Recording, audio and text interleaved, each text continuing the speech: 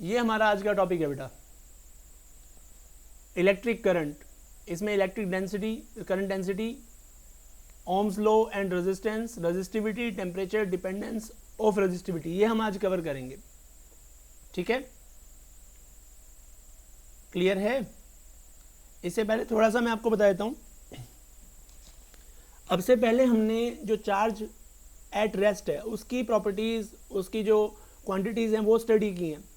Field हो गया, force हो गया, पोटेंशियल हो गया, पोटेंशियल एनर्जी, डाइपोल मूवमेंट, ये सब हमने स्टडी किया हुआ है। अब वो जो चार्ज मूव करेंगे तो that is called electric current. अब क्योंकि ये रिवीजन पार्ट है आपका, तो मैंने थोड़ा सा फास्ट करना है इसको, जैसे कि मैंने आपको बताया था। तो सबसे पहले स्टार्ट कर रहे हैं इलेक्ट्रिक करंट। ठीक है बेटा, definition: the average electric current that passes any point of a conductor during the time delta t is defined as I average is equal to delta q by delta t, या दूसरे शब्दों में हम कह सकते हैं rate of flow of charge is known as current. इसकी unit क्या हो जाएगी? कूलम पर सेकंड या एम्पियर। अब मैंने आपको पहले बताया था कूलम पर सेकंड, अगर एक सेकंड में एक कूलम चार्ज फ्लो होता है तो एक कूलम चार्ज बहुत बड़ा है, तो एक एम्पियर जो करंट होगा बेटा वो भी बहुत ज़्यादा बड़ा करंट होगा।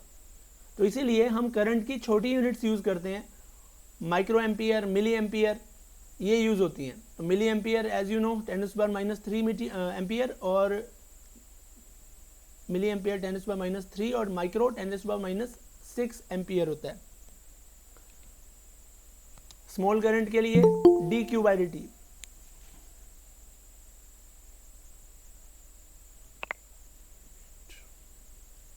कौन आ रहा है?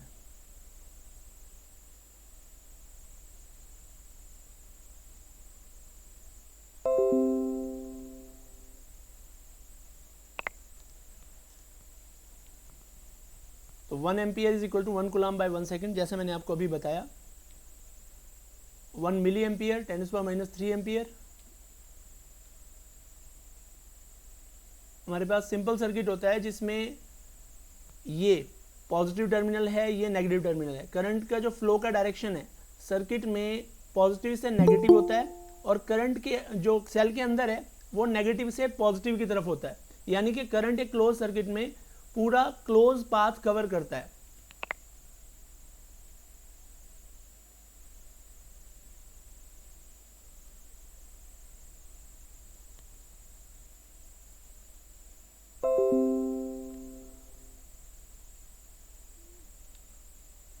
The current is in the direction of flow of positive charge, that is opposite of flow of electron। अब एक बात और, करंट की जो डायरेक्शन है वो पॉजिटिव चार्ज की डायरेक्शन में होती है या नेगेटिव चार्ज के अपोजिट डायरेक्शन में होती है। नेगेटिव चार्ज, अगर आप सॉलिड कंडक्टर की बात करते हैं तो उसमें नेगेटिव चार्ज यानी कि इलेक्ट्रॉन्स, उसमें करंट केवल इलेक्ट्रॉन्स के कारण आता है, तो current carrier are only electrons. लेकिन अगर आपका कंडक्टर लिक्विड है तो उसमें क्या होगा? कौन कंडक्टर्स होते हैं? यस मुस्कान, बोलो बेटा। आयंस होते हैं सर। पॉजिटिव और नेगेटिव आयंस। रमन, गैसेस में क्या होगा?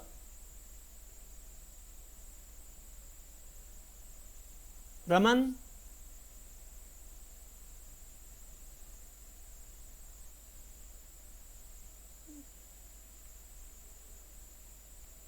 यस रमन, ये फोन रख के गायब हो गया क्या?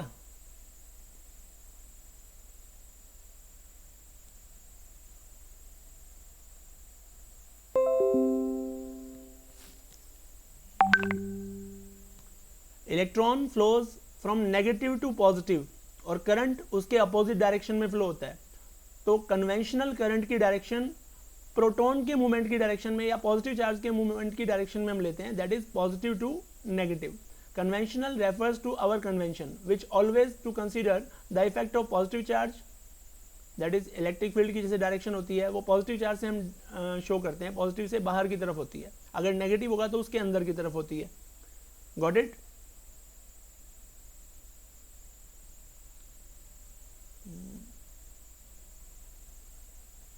यहाँ तक तो कोई दिक्कत है ही नहीं।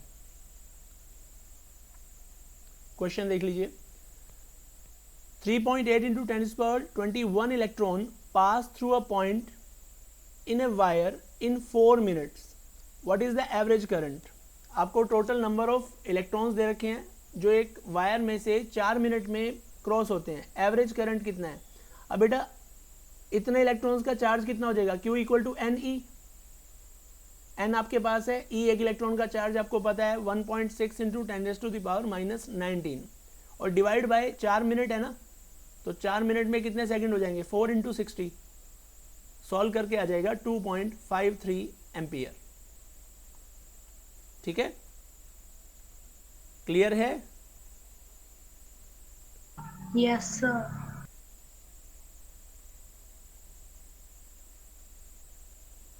Next, current density.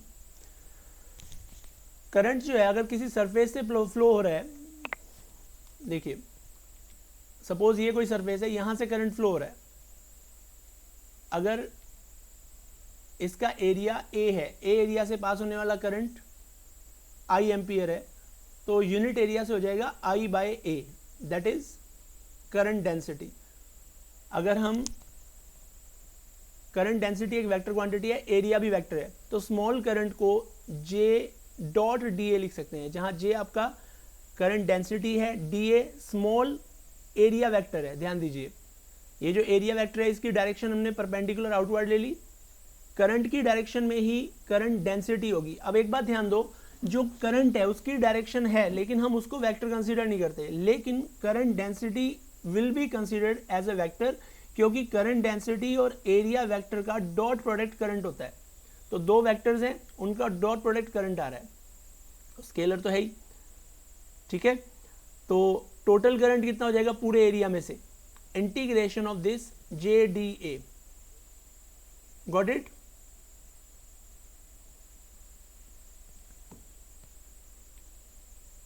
इंटीग्रेशन कर लोगे, अगर एरिया और करंट सेम डायरेक्शन में है तो थीटा हो जाएगा 0, cos theta 1, J D A that is J into D A, J बाहर आ जाएगा, integration D A J A, तो J is equal to I by A, this is called current density.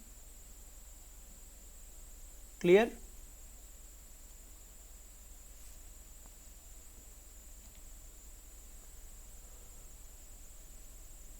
अब ध्यान दीजिए, अगर हमारे पास n is the number of charges per unit volume, electron per unit volume हो सकते हैं या आयंस पर यूनिट वॉल्यूम हो सकते हैं, then the number of charges that pass through a surface A in time delta t is given as number by volume into volume। कितने charge delta T time में उसमें से पास होंगे, तो नंबर पर यूनिट वॉल्यूम तो n है, number density बोलते हैं जिसको, और डेल्टा टी टाइम के अंदर आपका जो चार्ज है वो अगर उसकी वेलोसिटी v है तो कितना डिस्टेंस कवर करेगा? v into delta T. Area a है तो वॉल्यूम हो जाएगा v into delta T into A into number of charge पर यूनिट वॉल्यूम। Got it? तो ये किसी कंडक्टर में से जिसका सरफेस एरिया a है, डेल्टा टी टाइम में कितने चार्ज पार्टिकल क्रॉस होंगे उसका फॉर्मूला आ गया। एक्सक्यूज मी सर, बोलो सर वो जे आई बाई ए वॉल्यूम नहीं आएगा सर करंट डेंसिटी में? नहीं बेटा, डेंसिटी जो वर्ड है ना वो लेंथ के लिए भी यूज होता है, एरिया के लिए भी होता है और वॉल्यूम के लिए भी होता है, डिपेंडिंग अपॉन द केस। जैसे आपको याद होगा चार्ज डेंसिटी 3 तरह की पढ़ी थी हमने, linear charge density, surface charge density और वॉल्यूम चार्ज डेंसिटी, रिमेंबर? तो यहाँ जो करंट जा रहा है ना बेटा वो सरफेस में से जा रहा है, कोई भी कंडक्टिंग वायर है उसके पूरे सरफेस में से करंट जा रहा है, इसलिए यहाँ पे सरफेस डेंसिटी ली गई, इसलिए डिवाइड बाय एरिया आएगा। क्लियर है Akshay? Yes sir. Okay, yes sir. Any other doubt to anyone? चलिए आगे चलते हैं। अब टोटल जो चार्ज हो जाएगा, अब यहाँ पे हम ओम्स लॉ कर रहे हैं बेटा, total charge Q equal to n e पढ़ा था ना हमने। अब यहाँ पे अगर ये इलेक्ट्रॉन के केस में तो एन ई कर देंगे, और अगर हमारे पास अल्फा पार्टिकल है तो उसका चार्ज कुछ और हो सकता है, तो यहाँ हम जनरल टर्म लेके चल रहे हैं, total charge will be number of particles into charge on each particle. तो हर एक चार्ज पार्टिकल का जो चार्ज है, जैसे इस वाले केस में मैं आपको शो कर देता हूँ, पेन ले लेते हैं। ये देखिए, ये जो Q दे रखा है ना, ये एक पार्टिकल का चार्ज है, और बाकी जो पार्ट है वो बचा हुआ, उतने पार्टिकल्स डेल्टा टी टाइम में क्रॉस होते हैं। तो टोटल चार्ज जो हो जाएगा वो एक पार्टिकल का charge into number of particle, इसलिए कंप्लीट टोटल चार्ज की वैल्यू आ जाएगी। क्लियर है यहां तक? बोलिए।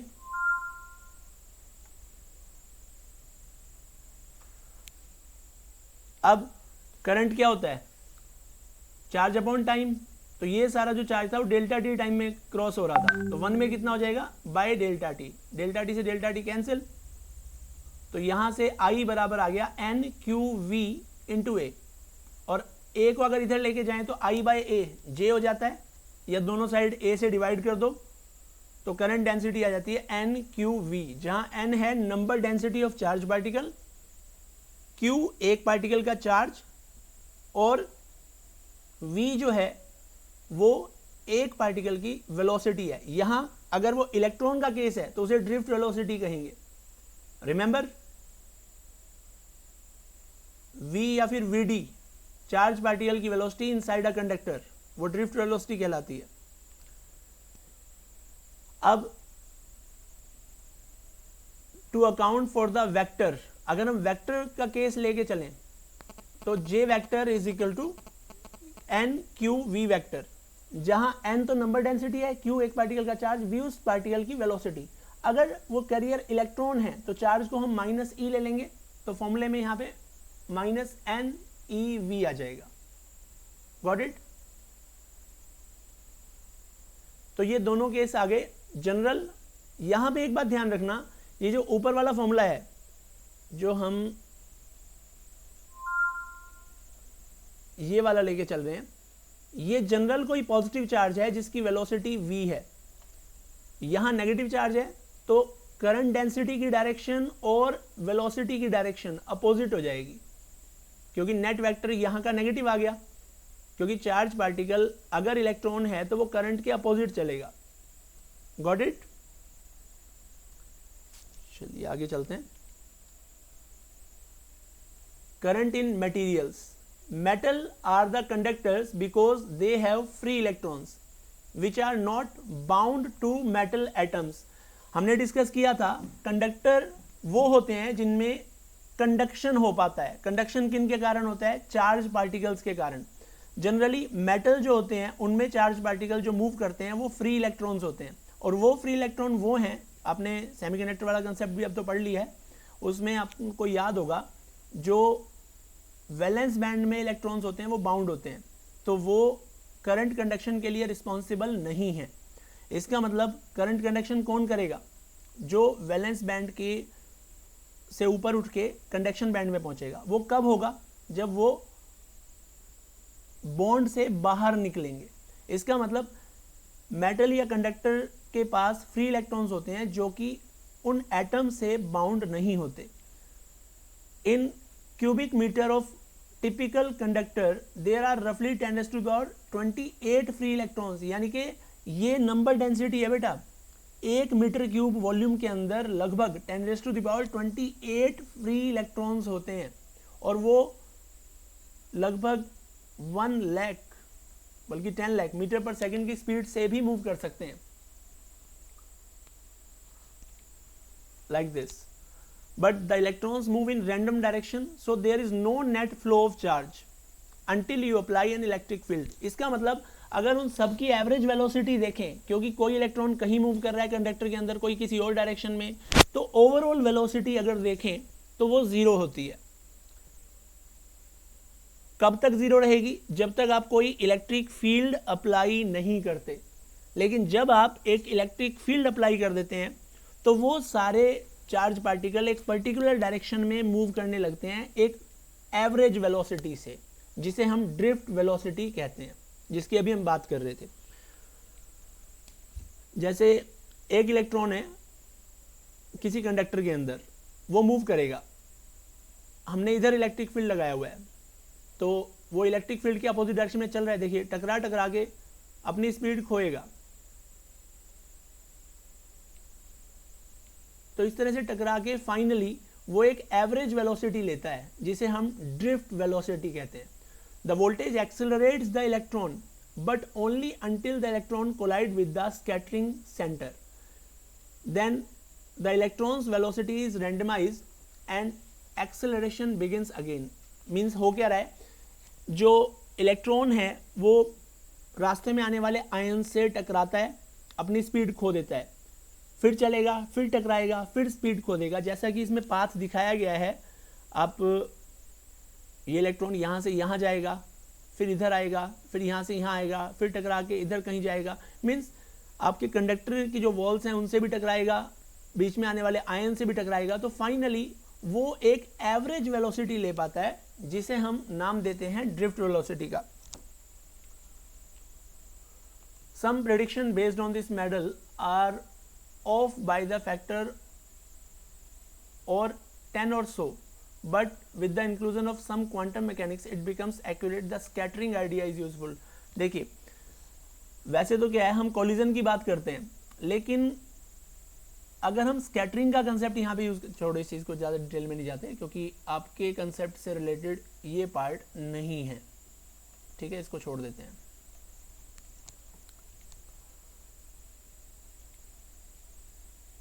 अच्छा, जैसे मैंने कहा था आपको, फॉर्मूला था J is equal to N Q V. N number density, Q charge particle का चार्ज, V उसकी वेलोसिटी। यहां हम उसे ड्रिफ्ट वेलोसिटी कह देंगे तो VD नाम दे देते हैं।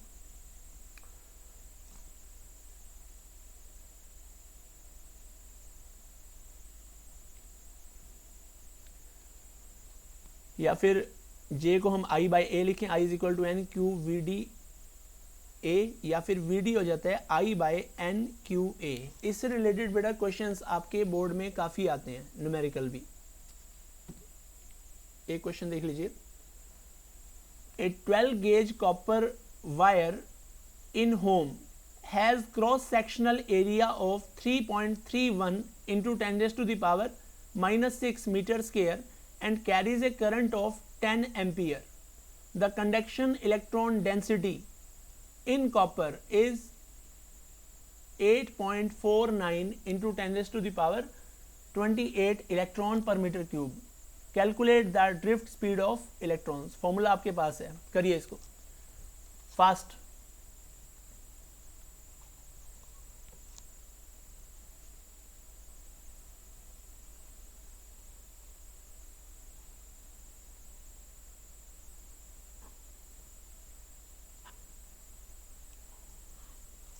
डू इट फास्ट बेटा।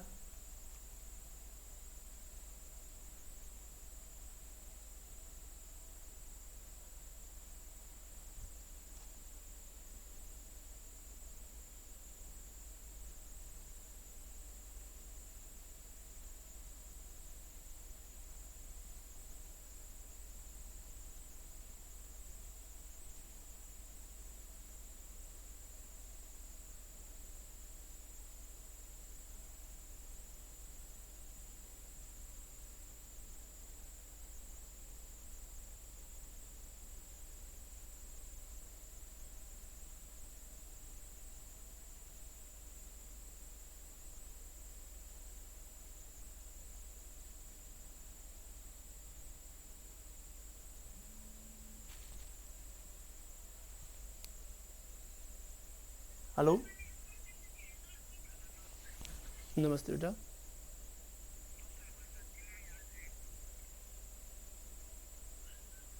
बेटा अभी क्लास है, मैं बाद में बात करता हूँ।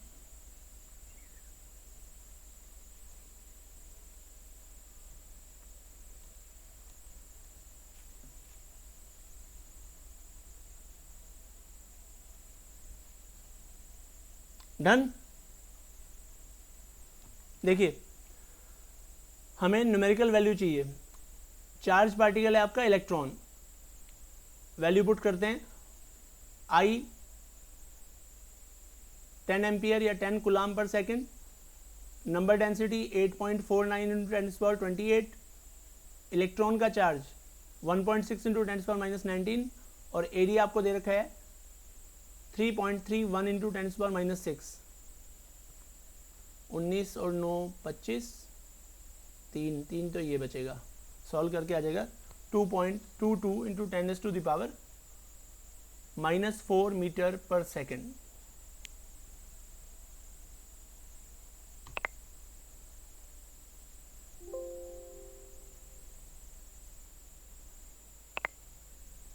Clear to all? Yes.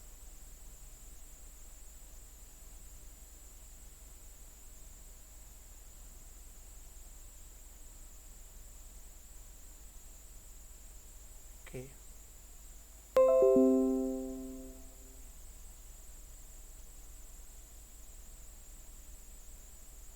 Next, Ohm's law. Ohm's law की स्टेटमेंट क्या है बेटा? Yes. Who will tell? Statement exact statement चाहिए। Prachi,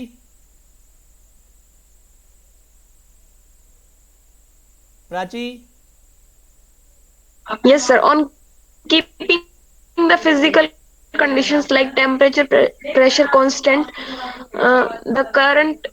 the potential difference across a wire is directly proportional to the current flowing through it.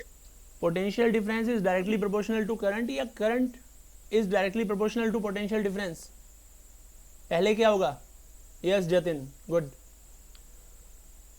बेटा। पहले voltage या पहले current? Prachi, पहले वोल्टेज या पहले करंट? सॉरी सर, करंट होता वो। पहले वोल्टेज होगी, पहले current sir.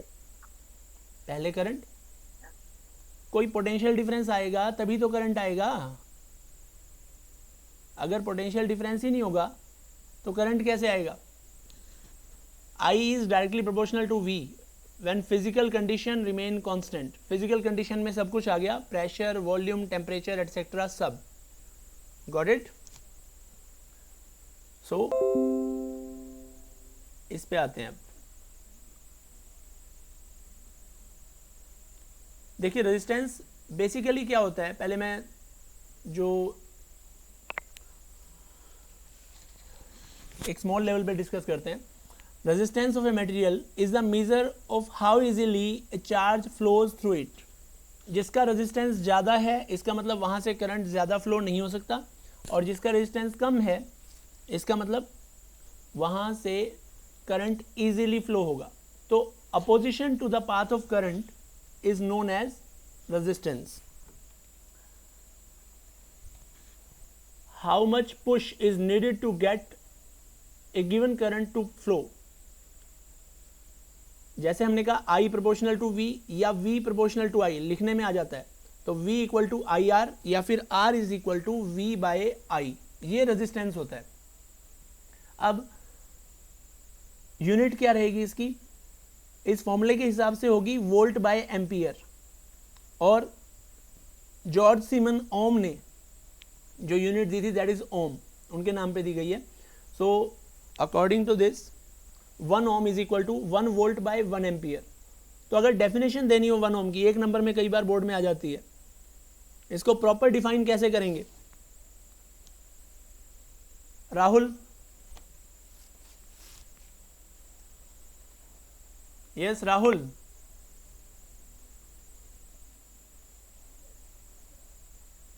Speak up. Rahul, are you there?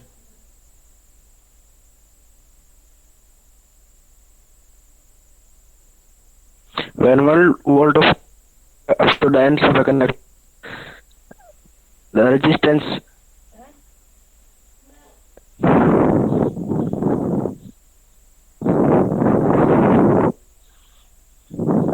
Network की प्रॉब्लम है बेटा वहां? राहुल,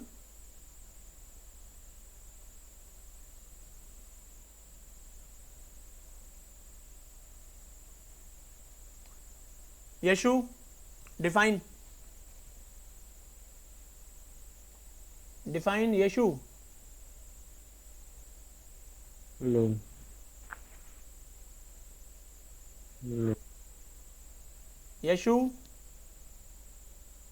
No. डिफाइन करो 1 ओम रेजिस्टेंस को। 1. एक मिनट sir. हाँ 1 मिनट खोल लूँ, नोटबुक खोल लूँ, वहाँ से पढ़ के बताऊंगा, है ना? No sir. ऐसा ही है ना? No sir. हाँ, क्योंकि औरों को बताना बहुत आसान है बेटा, खुद पे जब बात आती है तो फिर प्रॉब्लम हो जाती है। Resistance of a conductor on हाँ, 1 थोड़ा ampere पढ़ने में जब टाइम तो 1 लगता ampere है, करंट कोई बात फ्लो नहीं। बस होता है बंद कर दे, 1 बंद कर दे, बंद कर दे, पता चल जाता है।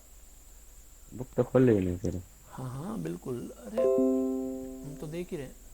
सुनिए ध्यान से, पोटेंशियल डिफरेंस 1 पोटेंशियल डिफरेंस और किसके अक्रॉस 1 है? एम्पियर। कंडक्टर के अक्रॉस। करंट भी कंडक्टर से फ्लो होगा, यानी कि जब एक कंडक्टर से 1 वोल्ट का उसके अक्रॉस पोटेंशियल डिफरेंस डेवलप करने से 1 एम्पियर का करंट फ्लो हो जाए तो उस कंडक्टर का रेजिस्टेंस 1 ओम होता है। दोबारा सुनिए, जब एक कंडक्टर के एंड्स के अक्रॉस 1 वोल्ट का पोटेंशियल डिफरेंस अप्लाई करने से उसमें फ्लो होने वाला करंट 1 एम्पियर हो तो उसका रेजिस्टेंस जो है वो 1 ओम कहलाएगा। अब रेजिस्टेंस की और बड़ी यूनिट भी होती है, किलो ओम, मेगा ओम। तो किलो ओम कितना होता है? 1 kilo ohm is 10⁻³ ohm, 1 mega ohm 10⁻6 ohm. Clear है यहां तक?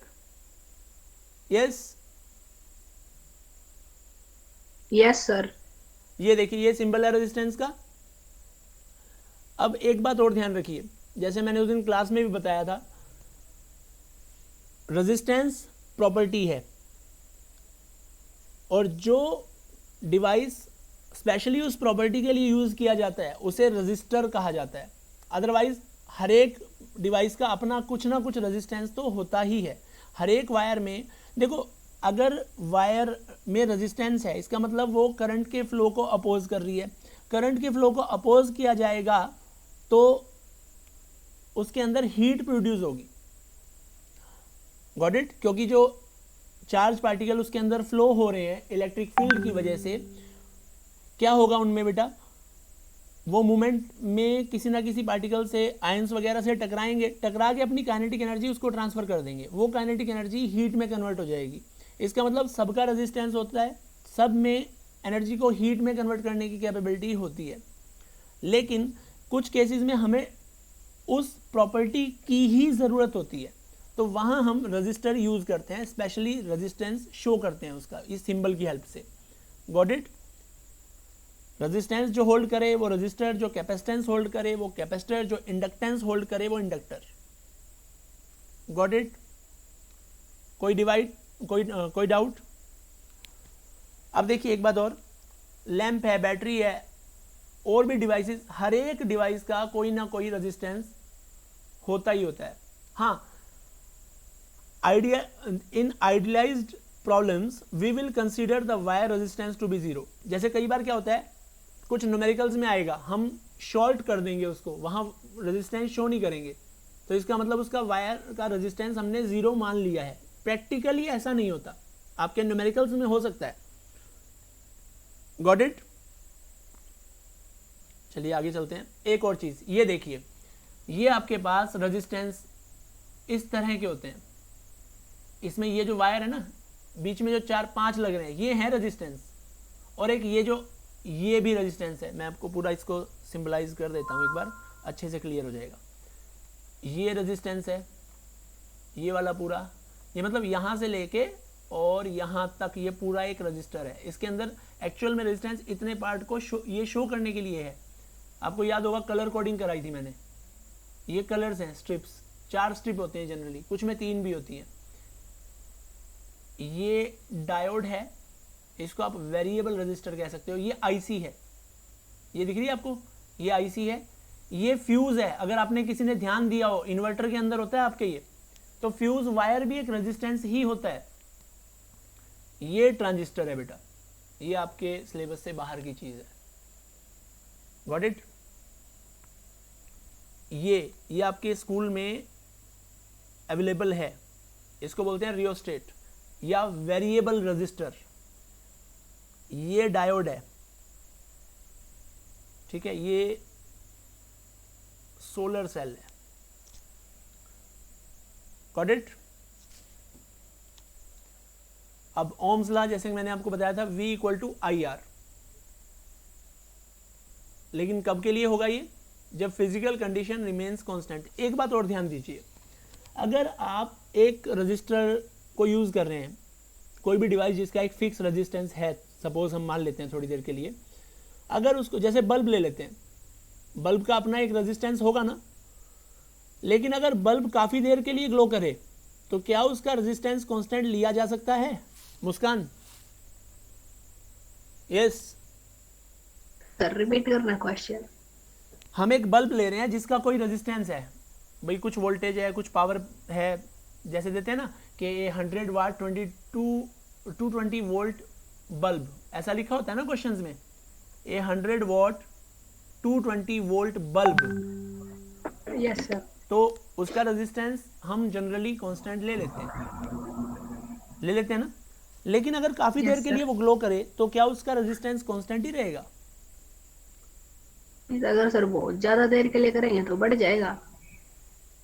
बढ़ जाएगा, ओके। और बाकी लोग एग्री करते हैं इससे? यस। निकिता,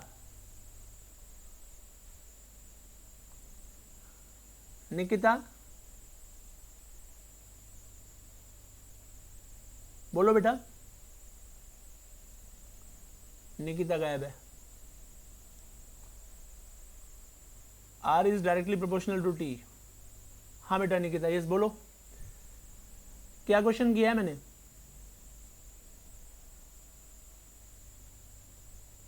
बोलो।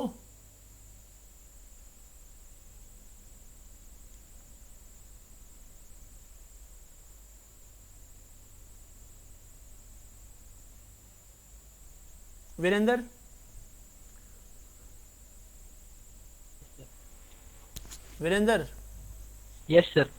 बोलो बेटा। रेजिस्टेंस डिक्रीज हो जाएगा। डिक्रीज हो जाएगा टेम्परेचर बढ़ने से।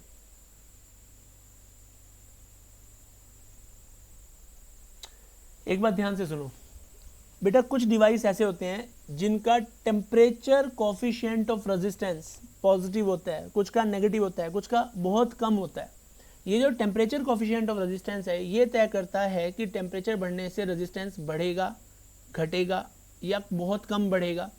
जो आपका बल्ब होता है ना, उसमें जो फिलामेंट लगा होता है टंगस्टन का,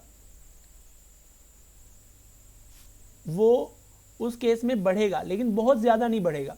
अगर यस अल्फ़ा पॉजिटिव होता है इसका जतिन, तो अल्फ़ा पॉजिटिव होने का मतलब ये है कि टेम्परेचर बढ़ेगा तो रेजिस्टेंस बढ़ेगा, यानी कि लंबे टाइम तक अगर आप बल्ब को ग्लो कराएंगे तो उसका टेम्परेचर बढ़ जाएगा, टेम्परेचर बढ़ेगा तो साथ साथ रेजिस्टेंस बढ़ेगा। लेकिन अगर हम एलईडी की बात करें तो एलईडी में क्या होगा? एलईडी सेमीकंडक्टर से बनती है, कल इस लास्ट लेक्चर्स में हमने डिस्कस किया था।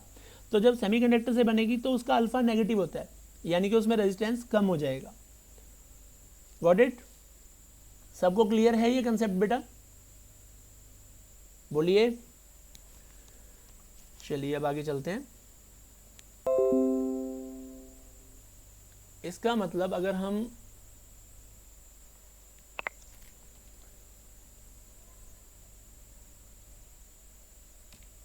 ये material that follow ohm's law are called ohmic materials. भाई सीधी सी बात है, जिसमें V और I के बीच में ग्राफ एक स्ट्रेट लाइन आ जाए तो इसका मतलब क्या हुआ? वो ओम्स लॉ को फॉलो कर रहे हैं, ठीक है। इस केस में जो स्लोप होगा वो 1/r होगा, क्योंकि नीचे V ले रखा है हमने, ऊपर I, और अगर नीचे I हो ऊपर V हो तो स्लोप R हो जाएगा। Got it? बेटा यहां पे आप वेट, अगर हम स्लोप देखते हैं तो tan थीटा देखते हैं ना, तो थीटा जनरली हम ये वाला लेते हैं, ये थीटा है, तो tan theta perpendicular upon base I upon V हो जाएगा, और I अपॉन V जो है वो रेजिस्टेंस का उल्टा होता है। दैट्स वाई इस केस में स्लोप 1/r। और अगर इसको हम उल्टा कर दें, यहाँ पे I ले लें और यहाँ V ले लें, तो स्लोप हो जाएगा रेजिस्टेंस। यहाँ पे स्लोप एक जैसा है, that's why resistance is constant. जो मटेरियल ओम्स लॉ को फॉलो नहीं करते उनको कहा जाता है नॉन ओमिक। तो उनका जो वी और आई के बीच में ग्राफ है वो स्ट्रेट लाइन नहीं आएगा, थोड़ा कर्व आएगा। जैसे कि कौन से होते हैं? पायल, यस पायल। नॉन ओमिक का एग्जाम्पल बोलिए। नॉन ओमिक का एग्जाम्पल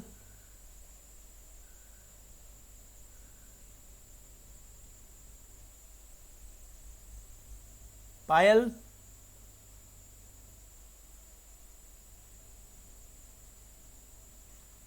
सारे सेमीकंडक्टर, किसी का भी नाम ले दो, गैलियम आर्सेनाइड कह दो, सिलिकॉन कह दो, जर्मेनियम कह दो, इंडियम फास्फेट कह दो, light bulb at high temperature कह सकते हो। ठीक है, अभी हमने डिस्कस किया था। गॉट इट बेटा, या कोई कंफ्यूजन है? बोलिए।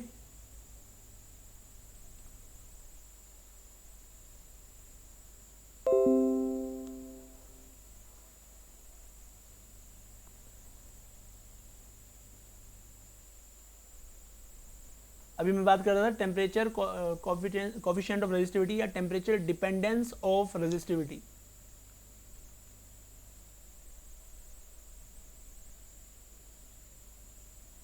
फॉर्मूला क्या रहेगा टेम्परेचर डिपेंडेंस ऑफ रेजिस्टिविटी के लिए? रिमेंबर? यस, अगर 0 डिग्री सेंटीग्रेड पे रेजिस्टेंस R0 है तो T डिग्री सेंटीग्रेड पे कितना होगा? नीरज, अगर 0 डिग्री सेंटीग्रेड पे रेजिस्टेंस R0 है तो T डिग्री सेंटीग्रेड पे कितना होगा?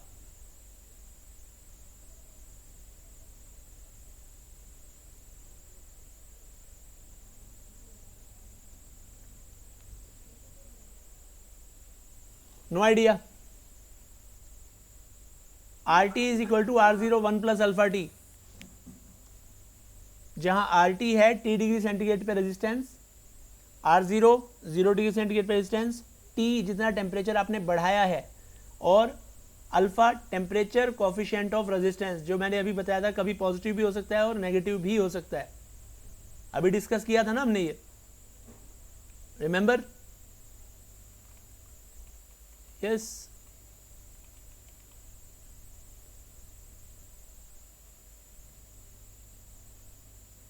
एक चीज मुझे बताइए बेटा,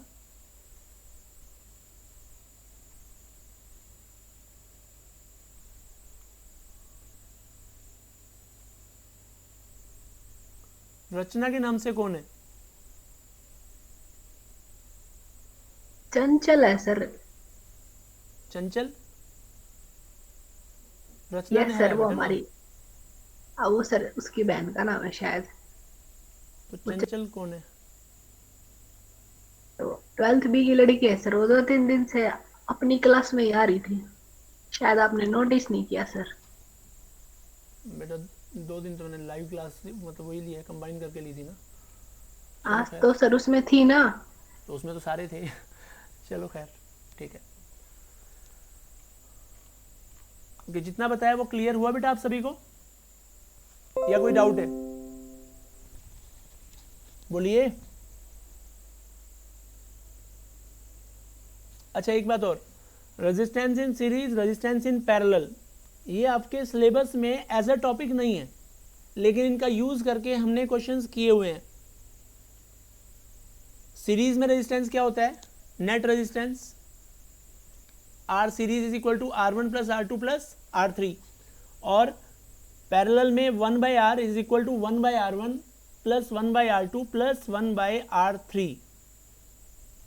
इसके बेस पे किसी पर्टिकुलर रेजिस्टेंस के अक्रॉस पोटेंशियल डिफरेंस निकालना हो, या किसी पर्टिकुलर रेजिस्टेंस में करंट निकालना हो, या ओवरऑल रेजिस्टेंस निकालना हो, इस तरह के क्वेश्चंस आप अच्छे से प्रैक्टिस कर लो, क्योंकि भले ही series parallel as a topic ना हो, पर आगे जैसे हम मीटर ब्रिज करेंगे वहाँ भी ये यूज़ होगा, सीरीज पैरेलल। और उससे रिलेटेड जो और क्वेश्चंस होते हैं उसमें भी ये चीज़ें यूज़ होती हैं। तो इसलिए सीरीज पैरेलल को हम इग्नोर नहीं कर सकते। Got it? Next is resistivity. Resistivity क्या होती है? Material dependent property. अब हमारा जो रेजिस्टेंस है वो लेंथ के प्रोपोर्शनल होता है और एरिया के इनवर्सली प्रोपोर्शनल होता है। तो R proportional to L by A, proportional हटा के यहाँ एक कांस्टेंट आ जाता है, that is known as what? ये रेजिस्टिविटी। तो रेजिस्टिविटी एक मटेरियल डिपेंडेंट प्रॉपर्टी है। अब अगर यहां से देखें तो रो बराबर क्या हो जाएगा बेटा? रो इज इक्वल टू हो जाएगा R A बाय L। फॉर्मूले के हिसाब से तो लगता है कि अगर एरिया बढ़ाएंगे तो रेजिस्टिविटी बढ़ जाएगी, लेकिन ऐसा होता नहीं है। जितना आप एरिया बढ़ाते हैं उतना ही रेजिस्टेंस कम हो जाता है। ये पूरा प्रोडक्ट सेम रहता है। लेंथ बढ़ाओगे उतना ही रेजिस्टेंस बढ़ जाएगा, प्रोडक्ट सेम रहेगा। That means resistivity is a constant for the material of conductor, not for conductor.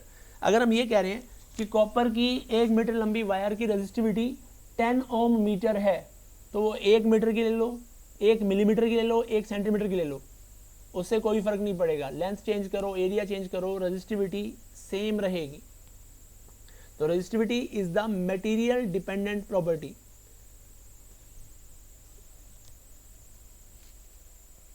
हाँ, ये ज़रूर होगा कि अगर हम लेंथ बढ़ाते हैं तो रेजिस्टेंस पे फ़र्क पड़ेगा, एरिया कम ज़्यादा का रेजिस्टेंस पे फ़र्क पड़ेगा, पर रेजिस्टिविटी सेम रहेगी। इससे रिलेटेड क्वेश्चन, जैसे आपको ये कह दिया जाता है कि एक वायर को स्ट्रेच करके उसकी लेंथ 10% बढ़ा दी है, तो नई रेजिस्टिविटी कितनी हो जाएगी? Answer will be resistivity remain same. लेकिन नया रेजिस्टेंस क्या हो जाएगा? यस अक्षय, लेंथ को 10% बढ़ा दिया, नया रेजिस्टेंस कितना होगा?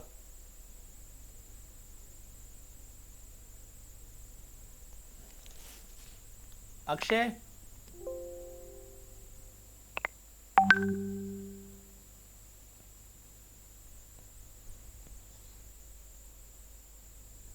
नया रेजिस्टेंस 20% होगा।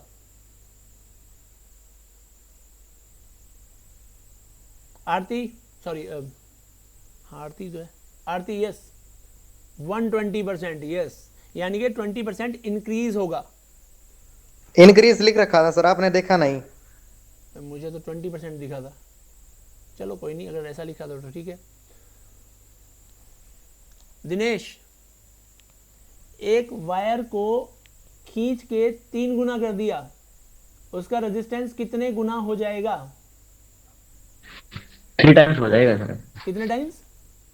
3 टाइम्स। अच्छा, रेजिस्टेंस को खींच के 3 गुना किया तो रेजिस्टेंस भी 3 गुना। किस फॉर्मूले से? R equal to ml by n square tau. m तो है ही नहीं। अगर खींच के डबल किया है, ट्रिपल किया है, जितने भी टाइम्स किया है, तो रेजिस्टेंस n स्क्वायर टाइम्स होता है। 3 गुना किया तो 3 का स्क्वायर हो गया, no, resistance will become 9 times. Yes, you all are right. समझ में आया बेटा? दिनेश, दिनेश, यस सर, आ गया। ये गलती दोबारा ना हो बेटा, क्योंकि ये चीज़ हमने कई बार डिस्कस की है। अगर तो हम ये कहते हैं कि एक वायर है, उसका रेजिस्टेंस 10 ओम है, तो वैसी ही उसे 4 गुनी वायर का रेजिस्टेंस कितना होगा? 40 ओम हो जाएगा, कोई दिक्कत नहीं है। लेकिन अगर खींच के उसी को 4 गुना कर दिया गया, तब रेजिस्टेंस कितना होगा? 4 स्क्वायर टाइम्स, यानी कि 16 गुना हो जाएगा उसका रेजिस्टेंस। और उसकी ये कहाँ से आया ये कंसेप्ट? रेजिस्टिविटी सेम है। रेजिस्टिविटी सेम है तो rho 1 equal to rho 2, R1 A1 by L1 equal to R2 A2 by L2। Got it? और क्योंकि आप वायर को खींच रहे हो या कुछ भी कर रहे हो, वॉल्यूम सेम रहता है, तो A1 L1 equal to A2 L2 ये यूज़ करो। यहाँ से आपके पास A1 और A2 और L2 बाई L1 दोनों का रेशियो n आएगा। तो जब प्रोडक्ट करेंगे, आप इसको सॉल्व करेंगे, कई बार मैंने ये क्वेश्चन कराया है, तो n इंटू एन आ जाएगा, दैट इज n स्क्वायर। तो जितने टाइम्स भी आपने वायर का रेजिस्टेंस मतलब लेंथ बढ़ाई है, रेजिस्टेंस उसके स्केयर टाइम्स हो जाएगा।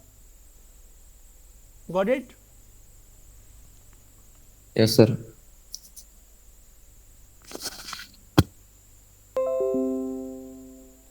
इसके जितने टॉपिक हमने आज किए हैं उसके न्यूमेरिकल हम अगले लेक्चर में करेंगे, ठीक है बेटा। यहाँ तक के एनसीईआरटी वाले भी कवर होंगे उसमें, और उसके अलावा जो तुम्हारे प्रदीप वाले हैं वो भी होंगे,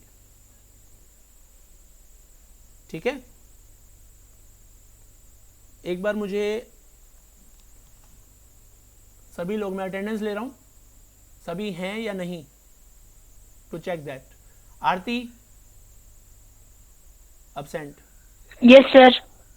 Akshay, yes sir. Aman, Yes, sir. Ashish, Yes, sir. Jatin,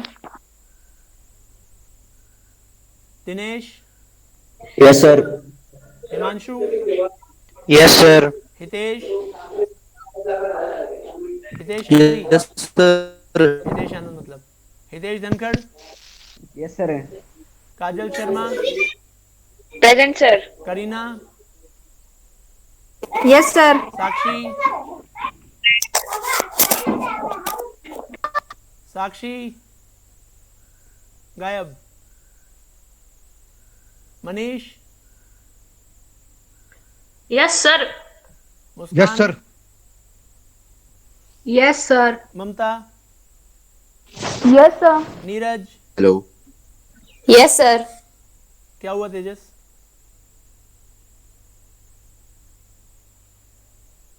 तेजस क्या हुआ? बोल भाई। Neeraj, Yes, sir. निकिता, नितेश आनंद, Yes, sir. Prachi, Yes, sir. Priyanka, Present, sir. रचना नेहरा, राहुल, Yes, sir.